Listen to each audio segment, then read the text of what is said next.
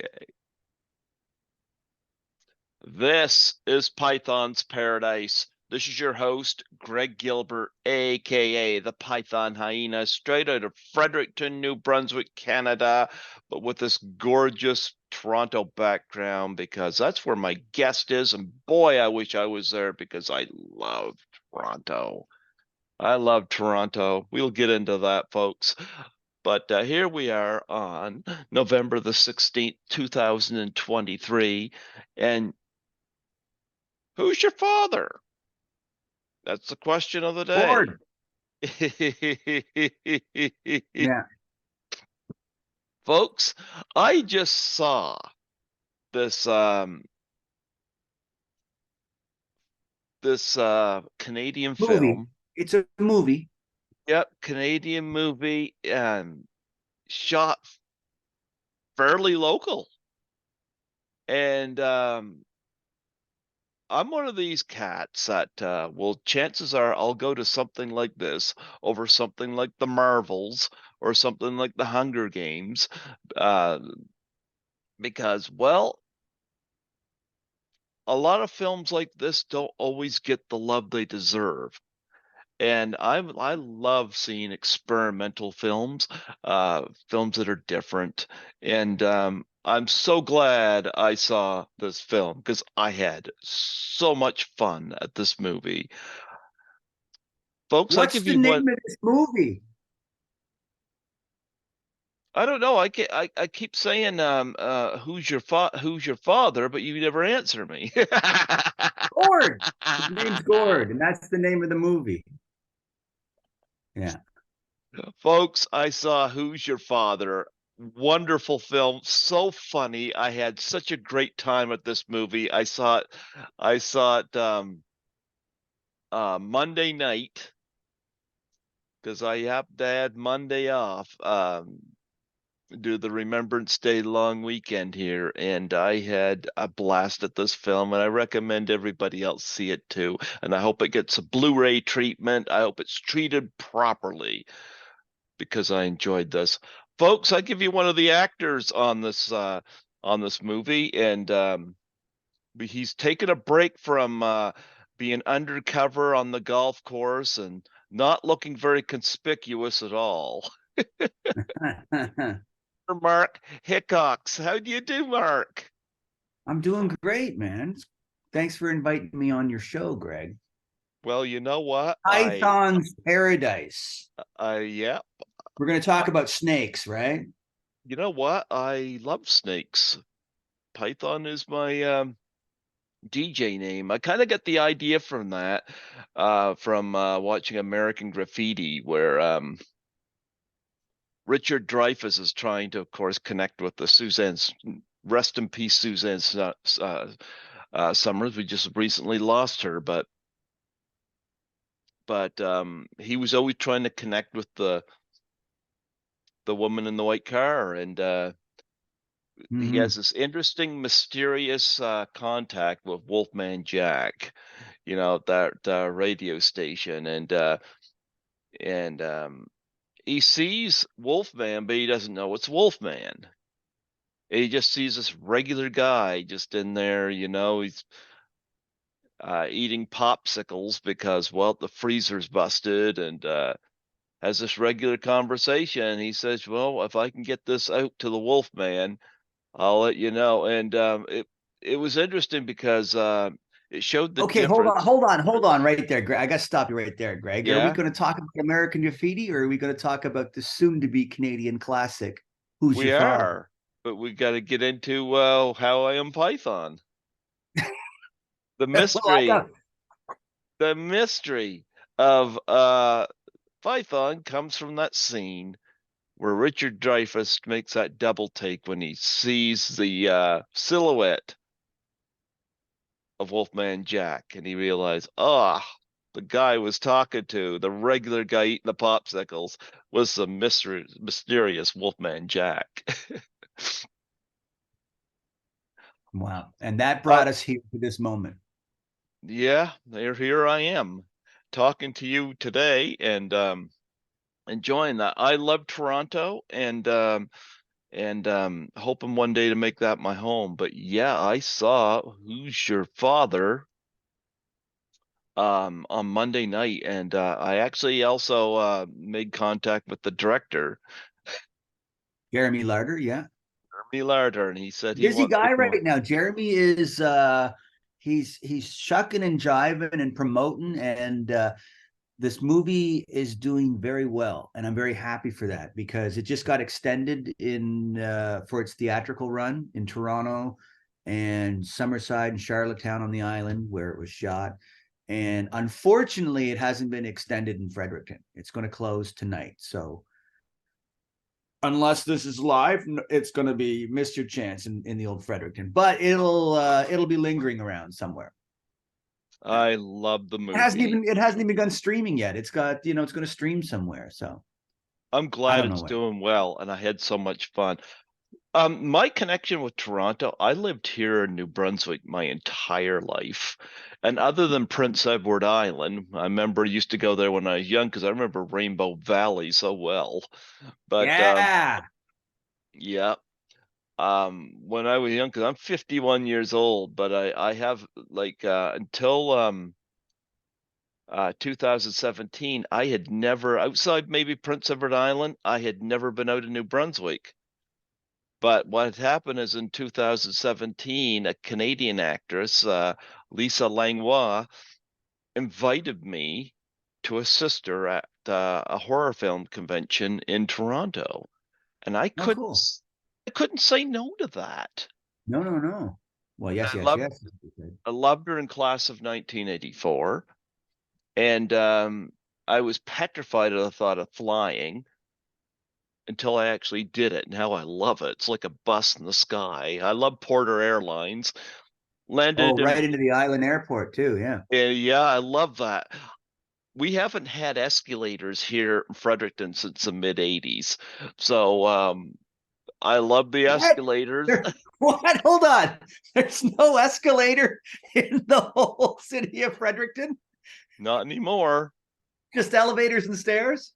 Yeah. That's bizarre. Oh God, that's We u- amazing. we used to have a Zellers downtown that used to have escalators, but that Zellers is not there anymore. But I So they just rem completely de-escalated the situation in Fredericton. yeah. Fredericton is so backwards. New Brunswick in general is so backwards, because it's weird. I would get homesick just going to Moncton or St. John.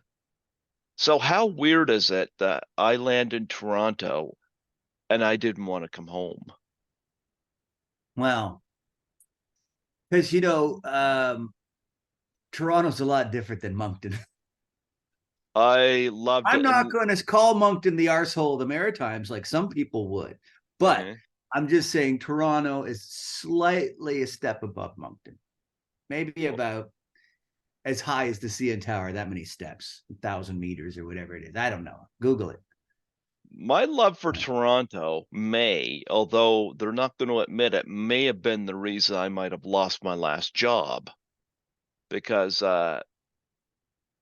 everybody kept telling me, you don't want to move to Toronto. Toronto's got too much crime. It's got too much this. It's got too much that. It's funny. I went and saw Five Nights at Freddy's when I was in Toronto a couple of weeks ago. I saw it and I got out at midnight. And I always like to document myself when I'm in Toronto because when I'm at work, I love to listen to Toronto-based stuff. So, and I was Yeah. talking about the movie and whatnot. I had no problem walking out of that theater at midnight and walking down York Street. Didn't bother me at all. No, no. I mean, there's rough neighborhoods. There's great neighborhoods. And there's a lot of It's a city, so it hmm has a lot of everything: the good, the bad, and the ugly. hmm So, but Well, we're not here to talk about Clint Eastwood films. We're here to talk about Jeremy Larder jams. hmm Yeah. but Lisa taught me well on the subways and the streetcars because we don't have those here. And No, why would you? They're annoying. yeah, well, you know what? Well, the subways are work. The streetcars get a little. I love it. I love it. And Lisa opened that up for me, and I just got back a couple weeks ago of attending my third convention working with her, so Oh, cool. yeah, so she's become a dear friend, and hoping eventually, and she hopes eventually I get to move up there as well. So that is one of my goals, is hopefully get a job in Toronto and I'm able to live up there with my kitty. Kitty is not helping with the rent or anything here. He's freeloading, but he's my That's what buddy. cats do, man. Yeah. But I had a great time with this movie that you're in. And of course it was shot locally, and I was like, I got to support this. And I didn't know what I was getting into when I watched it, but I had a great time with it. The humor just landed. I laughed a lot at this movie, and I'm glad it's doing well. And I'm happy to actually right when I got home, that was when I reached out to you and to Jeremy, and I reached out to other people from the cast as well. It's like, let's put this out there, and celebrate it. So I wanted to promote it further. I love this movie, so I had a great time with it. Before we get into it, I wanted to get a little bit of your background and what led you to get into the industry. Well, we could be here all day, but long story short, I was born in Prince Edward Island, Mhm. where this movie was shot, but I grew up in Ontario and in Oshawa and went to a high school that had a theater in it. So I got into theater and I enjoyed it so much. I went to theater school after high school, went to what was then called Ryerson Theater School. Now it's Hmm. called TMUTS. I don't know what they call it now. But yeah, I was lucky to discover at a young age that I have a talent for something. And then I ended up fluked my way onto the Second City stage, worked at Second City for about 5 years, off and on. And here we are now. Well, Commercials, TV, that, just I've been cobbling together a career now for about 30 years. I'm looking at your IMDb here, and I'm recognizing a film that I did see at in the theater here, and it says you played Paul in a film called Gossip back in 2000. Oh, yeah, yeah. That was like my first big movie I ever did, 2000, so 23 years ago. Wow, And I it was saw it I was saw that. Yeah. that was a Warner Brothers flick, and they shot it in Toronto. And Norman Reedus, Lena Headey, and who Kate else was in Hudson. it? Josh Jackson was in it. Really great cast of young actors who have all. Well, Josh had come from doing Dawson's Creek or something, and they shot it in Toronto, so they cast about 8, 10 Toronto actors to be the friends and gangs, and sort of like, so instead of it being a 1 day on set, it ended up being like 8, 9, 10, and they just kept calling me back and plugging me in here and there. It was really a fun experience. And then my career just sort of like just slowly, I remember it's ups seeing and hills, Gossip. and like any good golf course, it's hills and valleys, Yeah, and they're not all unless rainbow valleys. yeah, I remember Rainbow Valley. And unless you have a gopher like from Caddyshack, which I have here, Yeah. that they create hills and valleys. But I saw Gossip in the theater, and that was my introduction to Norman Reedus, and look where he's come. Yeah. No, he's But had a great career. yeah, Kate Hudson in that as well. I That's it. Yeah, Kate was in that. yeah, You're or going way as back I here. I can barely remember Who's Your Father, let alone the movie I did 23 years ago. or as I like to call her, Goldie Hawn Jr. Well, there's a bit of that there. There's some truth Yeah. in that. Yeah. But Who's Your Father? Man, I had such a great time with that. Talk about being cast in that, because I thought you were hilarious in this. I like to call you Mr. Conspicuous on the golf cart. Okay, I'll take it. Um, it what, a year and a half ago now. It was spring, and my buddy. So what you're staring at back is my little studio shit show here. And as an actor now, you do all your auditions at home, right? It's all Hmm. self tapes. So I got a buddy of mine who's an actor friend, Jeff Castle, and we often haul each other in to be our reader, work with us to shoot our own auditions. And he was saying, "Oh, I got to do this audition for this movie that shoots in PEI." And I said, "Hold on, send me, show me these sides, show me the script. I want to see this thing because nothing ever shoots in PEI unless it's Anna Green Gables." And I saw the script and I'm like, I think I know who this is because I'd met Jeremy Larder a few years earlier, and he did a web series called Just Passing Through, which is Hmm. extremely funny, and it's on YouTube if anyone wants to look it up. And then from Just Passing Through, Jeremy took an idea from that and made a feature length comedy called Pogie Beach, which is very funny. And it's an amazing movie because he put together a cohesive feature length comedy with little to no money and all non-union actors. And it was shot on the island as well. So this guy, I knew when I saw the script, like, this is a director who can get this done and make this good and make it funny. So I chased it basically. And I texted Jeremy and I said, "I'm sending you an audition, whether you want it or not." And I did my audition right over there. And Hmm. then I did another one on the back roof where I could swing a golf club. And, a couple months later, he's like, "All right, I think you should be Blair." I'm like, "Awesome. I'll be there." And And so I you got were to spend 3 great. weeks on the island. I got to spend 3 weeks at home visiting family, hanging out on a golf course, getting paid. I mean, basically the best 3 weeks of my life. Well, you And it's know all what? You made a downhill. good choice. Yeah, and it's turned into a great movie, right? It's Hmm. funny. It's Oh, sweet. I had, like I said, I laughed a lot during this movie, and it was great to support for something like this as well.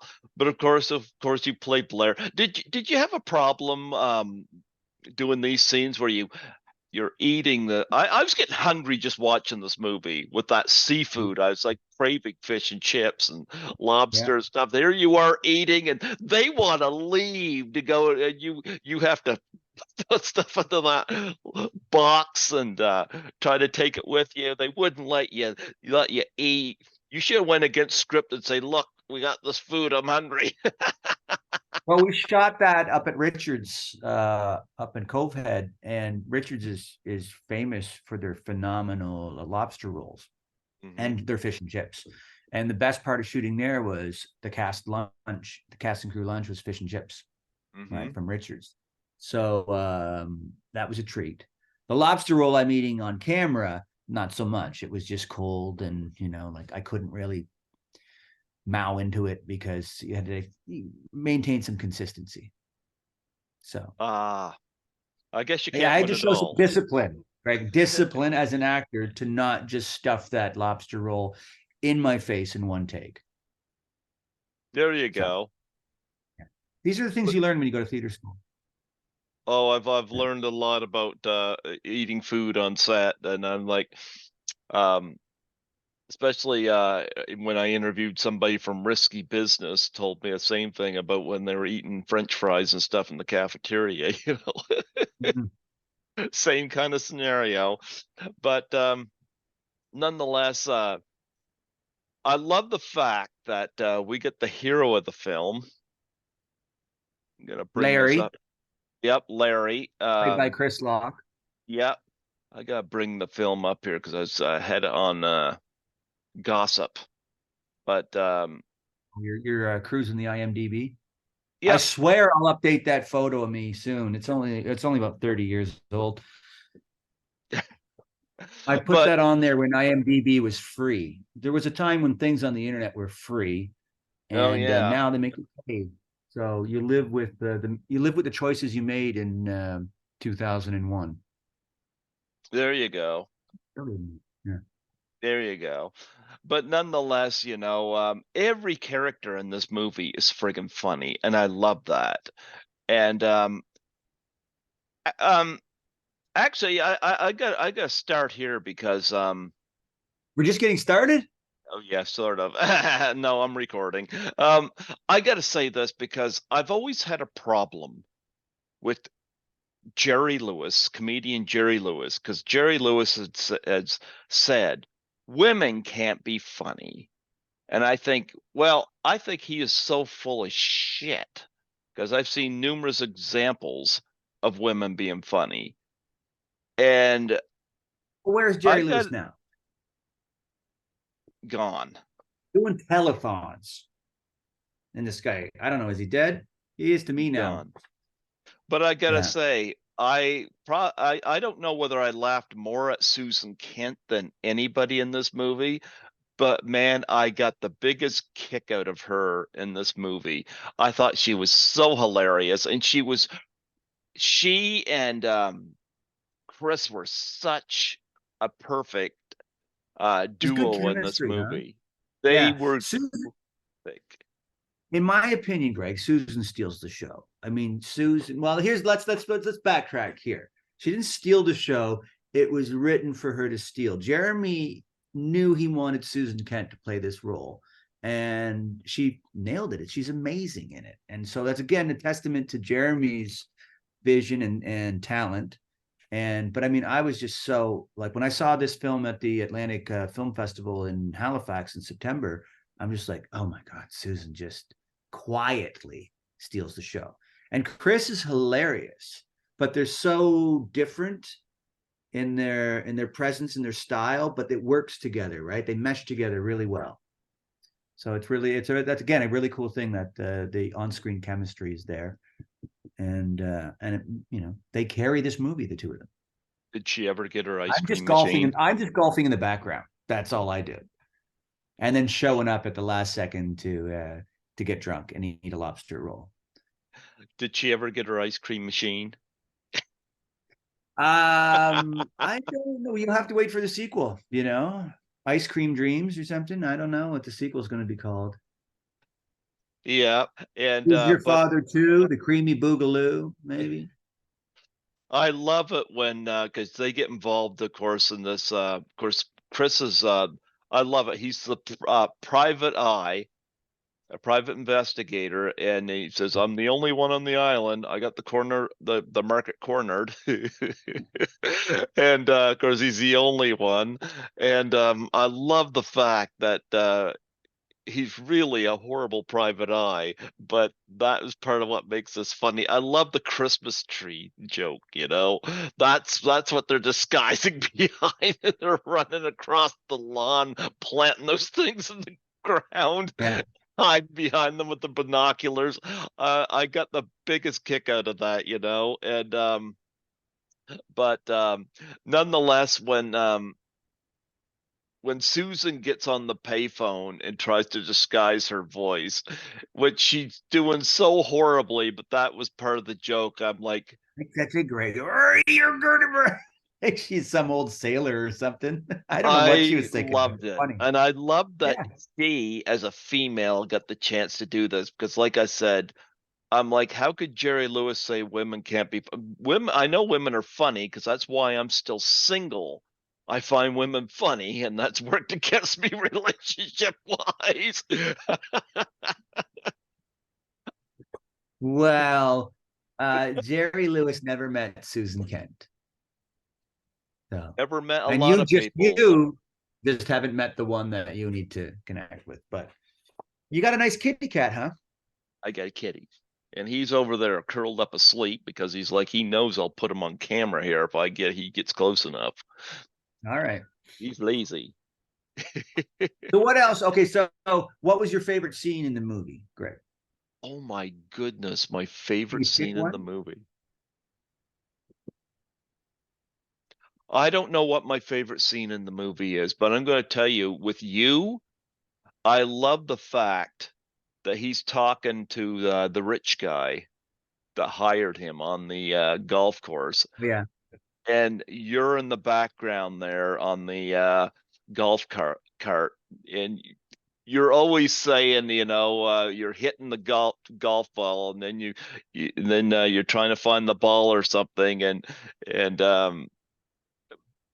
you're supposed to be like, of course, Chris goes, he's the guy that helps me with my partner for these extra hard cases, and it's like, of course, sure you are, sure you're the Yeah, part. I'm his operative, he says.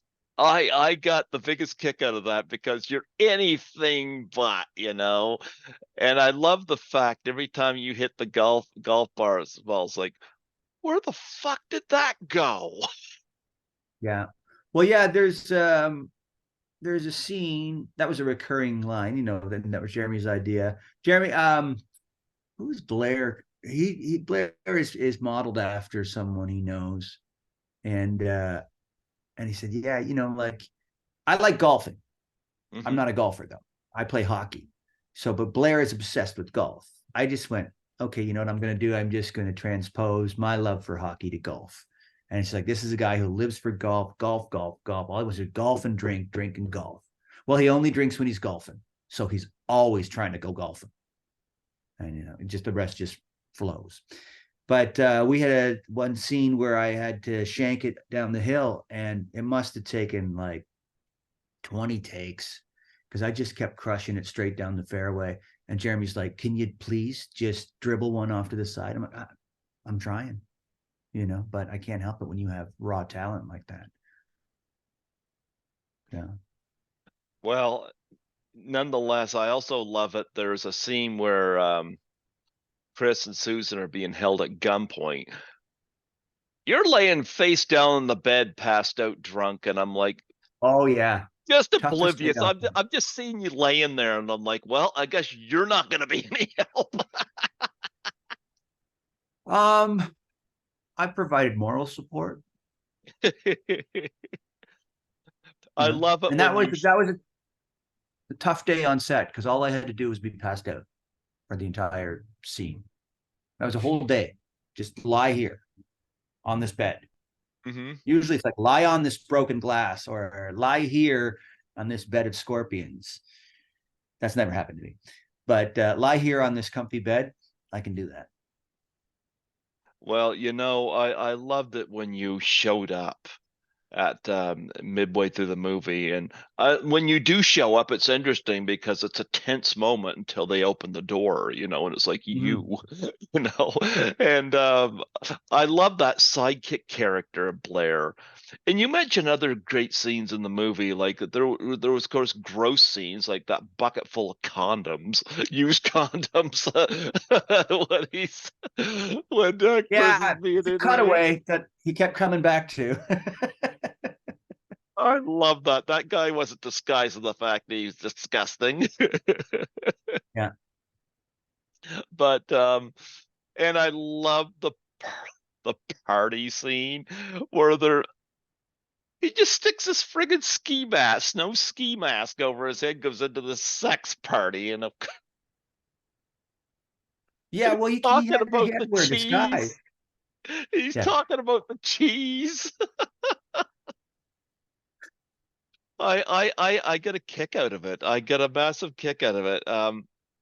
I hope that there's a sequel to this, and if not, then I hope that he at least does another comedy of this kind of nature because Jeremy's got a real talent for it, and I see a lot of movies out there that aren't going to stay with me, Mhm. and the ones that do are generally the ones that I purchase. I hope this gets a Blu-ray release because I would definitely make a purchase of this one.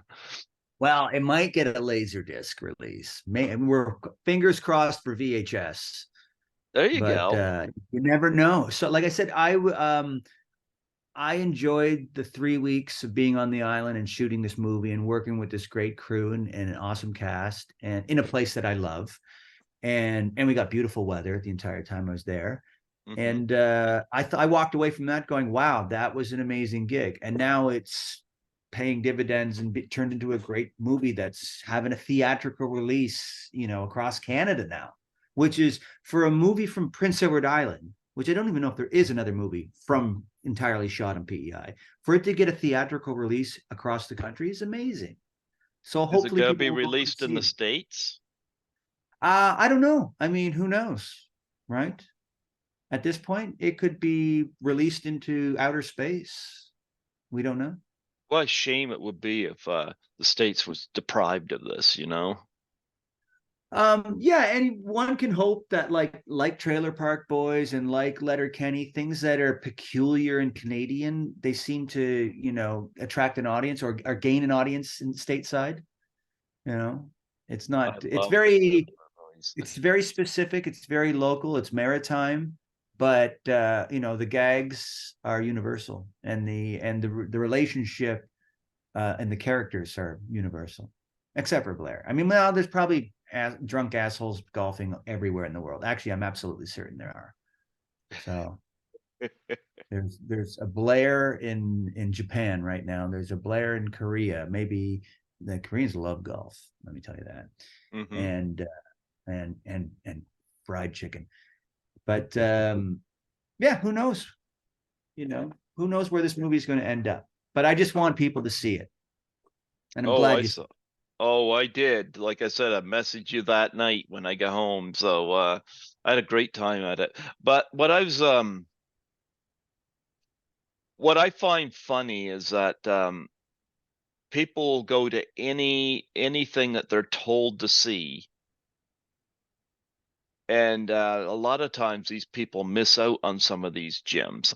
And that's how movies like The Big Lebowski or Office Space or movies like that get discovered, or Napoleon Mm, Dynamite, because people look a little bit deeper on the surface, because those are examples of movies that weren't heavily advertised, you know? yeah. And yeah. And oftentimes with me as a moviegoer now, if I haven't heard of something, because I hadn't seen any advertisements of Who's Your Father, none. I don't know when it's playing. I'm in the movie. There's no Mhm. advertisements. You have to go on Instagram and follow Jeremy Larder. He's the director. He's basically doing commercials for the movie on Instagram. That's how grassroots this is. Well, when I saw it listed in our theater, I was like, okay, what's this? And so I like to try to go to the movies at least once a week, you know. Mm-hmm. So anyway, I went online and found a trailer for it, and I watched it, and I was like, this is fun. When I noticed the maritime connection and stuff, I was like, wow, this is really Canadian. So because my biggest issue I always found, especially being New Brunswick residents, is that nobody, and I've done almost 800 interviews on here since 2015. And it's like I always have to explain to people, though there's a time zone ahead of the East Coast time zone, Yeah, and Eastern nobody, Standard Time. nobody We're in the knows where New Brunswick is. Oh God, no. Listen, when I lived in Los Angeles, I couldn't tell people I was from PEI because it would just confuse them. Hmm. Right. I just say Toronto because they don't think there's anything past it. They think Toronto is on the coast, like it's right beside New York or something. And I'm like, it's in the same time zone, but there's a whole lot more coastline up there. You know. Well, I often joke they always said that the Ultimate Warrior was from parts unknown, and I was like, "You mean he's from New Brunswick?" Yeah. Was he? There's a lot of WWE wrestlers from Quebec. You never know. I don't know, but no, but and it's always been an annoyance to me that New Brunswick never gets the mention, you know. So I like, I'm gonna go see Who's Your Father, give some of that some support. Because if it Mhm. come on here and I interview a bunch of people from the movie, I'm like, get more eyes on it, you know. Maybe champion one for the Maritimes. But but nonetheless, you playing Blair, you get to play drunken Blair.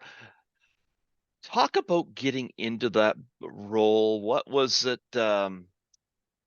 Did you have any inspirations for that role? When I look at golf movies, I always think of Caddyshack, you know, because it's my Yeah. favorite. know, And um, Happy Gilmore. Happy Gilmore as well, you know, Definitely but not Tin Cup. no. But did you draw any inspirations of anybody, or was this just what did you draw off of to play this role? Well, thankfully, Jeremy, who's a pretty snazzy golfer himself, thankfully he wrote Blair as a terrible golfer, right? Like he loves golf, but he's not great at it. But and I golf once or twice a year. You know, when I lived in LA, there was a 9-hole course that was a public 9-hole course that you could just golf. It cost like $10, so we would just go, and every day is beautiful. So and there's no water hazards, so I excelled and or survived. But when I got down to the island, I'm like, okay, I got a couple of days before I start shooting. I need to go golfing, and I was staying with my cousin Parker. He's got a house down there. He's a home builder, and he had a rental unit, so I was staying there. But I stayed at his house, and it turns out my cousin Parker is the living epitome of Blair because he's got a golf simulator in his basement. Right, his man cave has a bar, a pool table, and a golf simulator. So I was able to just crank balls into this, screen for a couple of days, and that's actually my cousin's golf club that I wear throughout the movie, which just smelled terrible. Like I was smoking wine tip cigars with a golf glove on. It's like it seemed like a great idea until 3 weeks later you're wearing that same smoky glove and trying to eat with it on. Oh god! But yeah, I crushed a few mini golf courses Hmm. and just went on and just did it. But like I say, fortunately, Blair is not a great golfer, so I had to work on that. Not a great golfer, but he was pivotal when at that right moment where our hero was almost at the end of his life. Yeah, don't give it away. Don't give it away. It's a I'm not gonna give it away, but it was a funny cliffhanger. moment. There's a cliffhanger in the movie. Yeah, and if not for Blair's wicked slice, the movie might not have ended up the way it did. But you got to go see the movie. If you haven't go to see it, please go see it. If you're listening to this, take your earbuds out of your ear Hmm. and get out to the theater if it's playing in a theater. Talk about Chris Lock because he is so funny in this movie. Chris is amazing because he's like so well. First of all, when I found out Chris was playing the Larry, and I'm like, I'm gonna play his best buddy. I'm like, I got Jeremy, give me Chris's number. I gotta call him. We got to at least have a beer or a coffee or something before we show up on set, right? If we're gonna be best buddies, let's at least hang out. And we shot. He came over to my place and we shot the shit for a bit, and then he flew down to the island. I think a day or two before I did, and went out golfing with Jeremy and his dad just to get a feel for the island. But Chris is a Toronto guy, so I said, and hey, there's the kitten. What's his name? Skittles, What's Skittles, his name? who's your father, Skittles? Skittles. Who's your Skittles dad? Meow. Do you Anyhow, have? Chris. I was talking about Chris, not Yeah. Skittles. And yeah, he killed it. I mean, he lost his mind while shooting this. It was kind of like his apocalypse now because he just could not sleep. And he was No. on set every day. He was the first person on set every day. He was in every scene, and he just had no time to catch up on sleep. And he's jamming lines into his head. But in the end, the performance looks great, and he looks kooky and a little weird, but maybe weirder than he normally is if he's gotten a decent night's sleep. But I think it came out fantastic, and he's hilarious.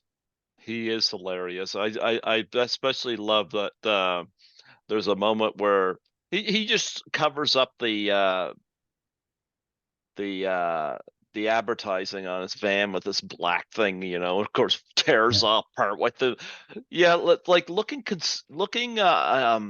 ominous is just not looking invisible is just not in the favor of any of these characters, you know. yeah, they're pretty obvious Hmm. and or just not they're not in stealth mode. You know. But Yeah. it's really because of that, because it's such a silly and absurd movie, and I at times just plain weird, like the Oh, Sex Party. yeah. I love it. It's very it's unique. What do you think Blair would be like if he had went to the sex party? He probably would have passed out before anything good happened. You don't think he would Before have we got, enjoyed the cheese with Chris? yeah, well, he might have had good intentions of tapping one in, but it probably wasn't going to happen for Blair. Given the way, given the condition he showed up in when he did show up. So I'm surprised he got there. yeah, well,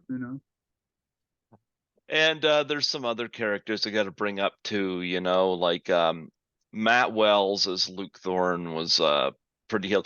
He kind of reminded me, and maybe I don't know whether it's some facial tics or whatever, reminded me of the wrestler Christian. He kind of resembled him, and I all through it, I was watching this, I kept thinking, does Christian have these problems? I don't But know Christian, no, but but I know Matt Wells has problems. So that's I can't go into that. This is not a Matt Wells expose. Let's just say the guy's got. Oh, he was great in this, and of course, playing the wealthy guy that hires Chris to do this Rich prick. investigating, We'd like to call him the rich prick. the rich prick, And I love it when he loses his temper, and especially, oh my goodness, when the two of them prank call him, and listening to Yeah. him on the other end of the line was great. And of course, him offering Chris the money and says, "Here's a little taste," and Chris is like, it does a belch and everything.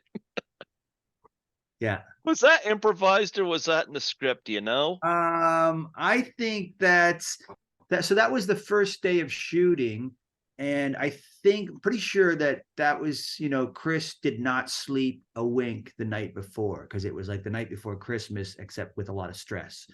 And he went in and they shot that scene in his office, and I'm guessing he improvised that because he was probably delirious and losing his mind. But it's pretty funny, It right? is. I mean, It is. so like I said, he gave such an absurd and surreal performance that eating the money. Yeah, that's not Yep. in the script. Yeah, Yeah. And of course, Steve Lunn playing the oversexed fisherman. yeah. Glenn Meisner, the nympho fisherman.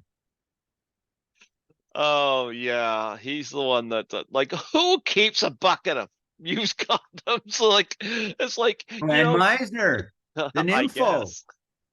Yeah, Yeah. gotta be safe out there. Those are rough waters. Yep. And another performance that landed with me, and I am I going to mispronounce her name? The woman that played his wife. Oh, just Tio. Tio is her first name. I can't even say her first name. Tio Horn. No, Tio. No, she's Nicole Thorne. Tio Horn. Yep. Yes, Tio Horn plays Nicole Thorne. Oh, There, okay. Tio, that works. I bungled it for you.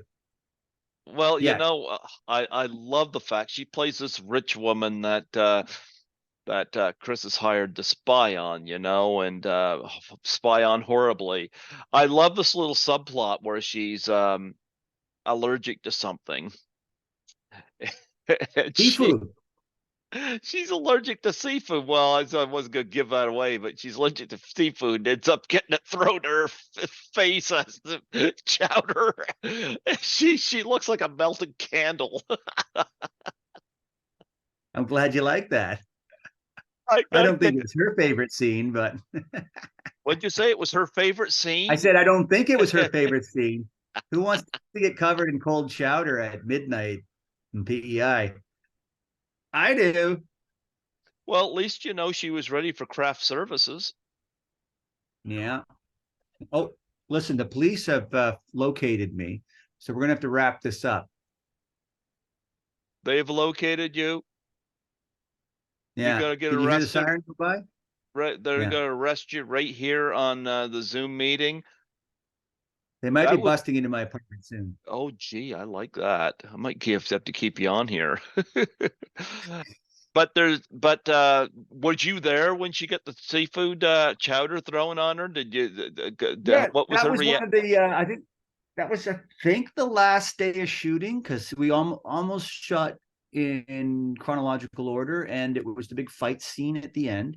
And Blair was passed out on the bed. Like I said, very tough day Well, for I know me. you were passed out in the bed, but I didn't know whether the shots that weren't on you, whether you were Yeah. just off Well, I mean, somewhere. But if yeah, when they turn the camera around, if they go, okay, yeah, we're not going to see you, then I go, great, I can go into my other room next door and lie down on that bed. And talk the great thing about about. it is then I can look at my phone, right? So I wasn't in the room when they shot that, but we were at the Trade Winds Motel or something, this cute little motel out in the east end of the island. I'm from the west end of the island, so for Yeah. me too, it was really fun. I got to go to parts of the island I didn't, would never have seen, you know. So you didn't get to see her initial reaction to that scene because I thought that was hilarious. No, I think we all see it on camera, you know. Yeah. And one other performance I want to touch on, of course, is uh, I'm going to botch this girl's last name, Jess Calgero. Salguero as Junior. Yeah. Who names their daughter Junior? Well, yeah, that's I mean, you have to ask Jess that question, or ask Jeremy. If you get a hold of Jeremy, you can ask him that one. Like, Jeremy wrote this movie and directed it, but I mean, he really, in a way, lived.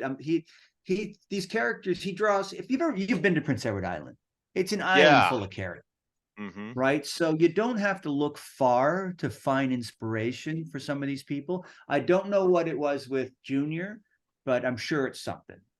But that's a question for Jeremy. She was all over the place, this character. She just went with the flow. At one point, you think she's in danger, and then you sucked into the sex party, and it's like she's wearing this lobster costume. Did she get to keep that? Tell me she got to keep that as part of her Um, payment, no, I don't know. I think that's going into the PEI Film Hall of Fame. The lobster sex. along with the bucket of condoms. Yeah, that'll be the exhibit for Who's Your Father. Yeah, So, talk about the. Did you guys do a premiere for this movie? And yeah. if It you had did, if you did, it what had was its that like? premiere in well, it was really cool because in uh in on September 16th, almost a year to the day that we wrapped the movie. I think we wrapped on September 16th. And it was playing at the Atlantic International Film Festival in Halifax. Hmm. Now, the funny thing is that exactly a week after we wrapped shooting this movie, Hurricane What's Her Nuts blew through the Maritimes. Remember this one back in September Yes, I last year? do. What was her name? I don't Fiona? remember. Was it Fiona? That Yeah. might have been Anyhow, it. it I, tore the island apart. Right, the dunes of Cavendish, the shack at on the Cove Head Wharf where they filmed a scene, gone. The golf clubhouse where we shot the scene of the two of us drunk on the stairs, burned down, caught on fire.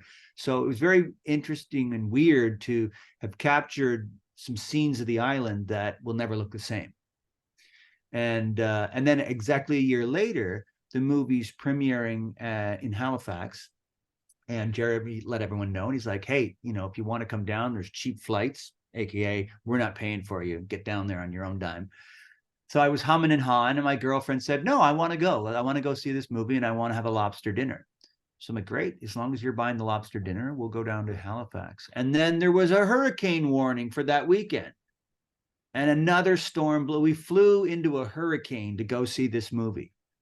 And my thought was, if the lights go out in Halifax for the weekend, one, we're not seeing a movie, and two, no one's boiling lobsters.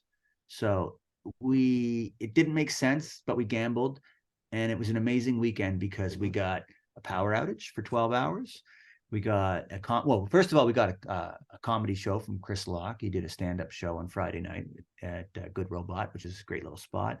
And then the power went out the next day in our neighborhood, but I wandered around and found some places that had taps working and lights on, so we were able to have lunch. And the movie premiere got canceled. It didn't get canceled. It got moved from Saturday night to Sunday matinee because the power went out in the theater. So fortunately, we had an after party before the movie premiered, and then we went the next day and saw the movie, and then we had a lobster dinner. So it all worked out great. It was a great weekend, and it was really cool to see this movie on a big screen for the first time, instead of just streaming it or being sent a thumb drive with it on it. So it was amazing. It's all been a great experience, and it's continuing right now. Here I am chatting with you as you float in front of the city of Toronto skyline at night. Who knew That's we'd right. be? Yeah. That's You know what? I am like I don't watch television. I got a television here. I watch my Blu-rays on it. Um I love going to the theater, and I'm hoping that Barbie and Oppenheimer have gotten people back to the theaters because that was a big thing this summer. And Mm-hmm. because even when the pandemic had hit, I was back in our theaters, limited people in July, I think of 2020.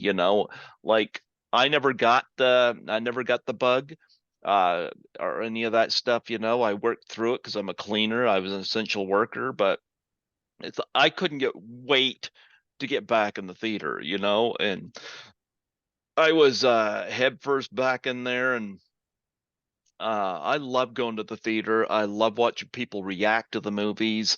And Who's Your Father is a movie I'm very proud to have gotten to see.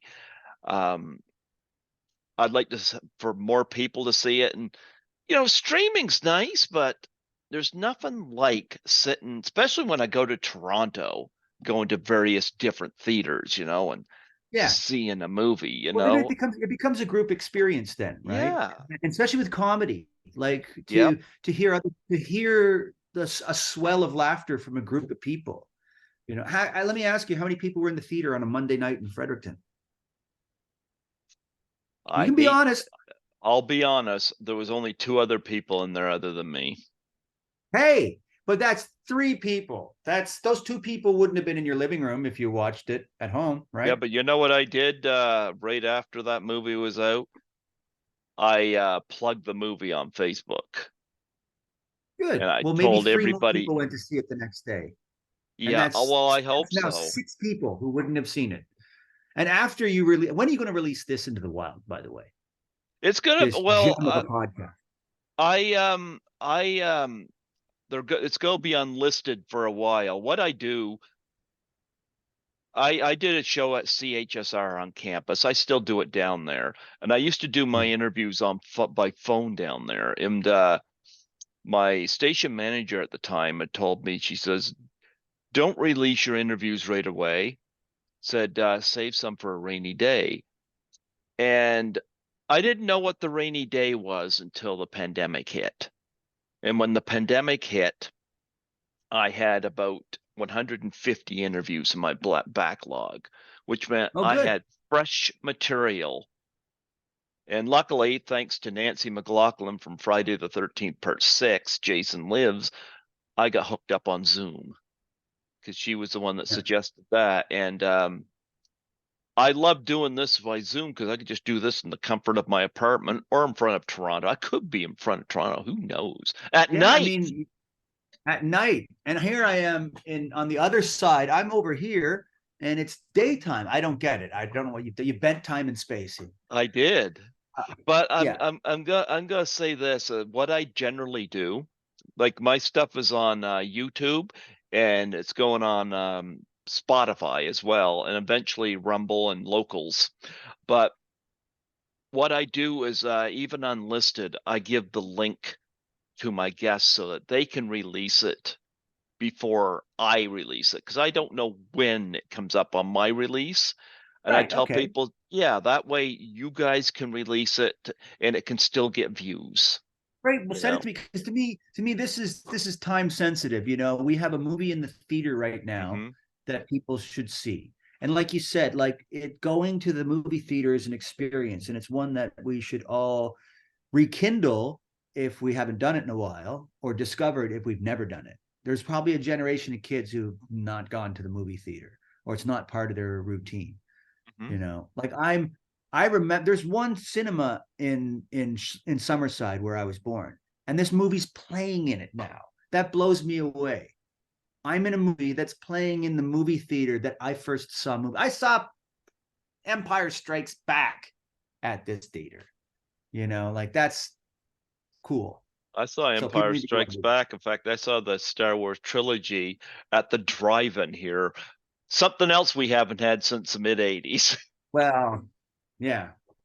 Drive-ins are a lost art and a lot. I mean, it's a big piece of real estate. So, Yep, I Greg, I got to wrap remember. it up. The cuckoo clock just went. That means it's 2 o'clock in my world. I don't know what time zone you're living in over on It's the nighttime three island. o'clock. What Hey, you got to go I've out on the golf triangulated your course? location. You know where exactly where you are. Over on Toronto Island is actually a group of islands, and I Uh-huh. can tell by the angle of the buildings. You're on a very small island called Snake Island. Am I? I love Yes, you snakes. can get on the Google Maps and look it up. There's an island there called Snake Island. You're sitting on it right now, my friend, because There you this is go. Python's Paradise. That's the name of this podcast. Three There you P's. go. Yeah. Absolutely. Folks, go see Who's Your Father and get some golf tips and private eye tips from Marc Hickox here because he's going to I got them all. help. He's going to corner the market just like Chris. Yeah. Yes, absolutely. Yeah. You I'll be know, doing the celebrity golf tournament circuit next summer on the island. Watch for me. you and Bill Murray and Happy Gilmore himself, you guys will be Oh lined yeah. up. Yeah. Yeah. Be a But Cinderella story. there you go. Cinderella story, Cinderella story. But I am going to say this. I had a great time at this, and I did hear from Jeremy, so I am going to have him on here. Awesome. So yeah, so hopefully I can get more people on here and get more eyes on this movie. But I'll get this out to you as soon as I can, and hopefully get more eyes on it. So Okay. absolutely, absolutely. Thanks for the love and support, Greg. And you know Well, you what? know what? Fredericton's still part of the Maritime Mafia. There you Maritime go. Mafia, buddy. Yeah. There you go. There you go. Mark, thank you Classic. so much for allowing me the honor, and thank you for the laughs. I had so much fun seeing this in the theater. It was a nice, pleasant surprise, and I love it when I don't see advertisements for a movie and I go in and I just have the time of my life Yeah. seeing it. No expectations are rarely uh when you have no expectations, they're rarely what am I trying to say? I don't know. Gunga la gunga. That's all I'm gonna say. Yeah, All right, I got to go. absolutely. Good chatting with you. Thanks for the love. Hmm. Send me the link. We'll chat soon. Absolutely. God bless you, man.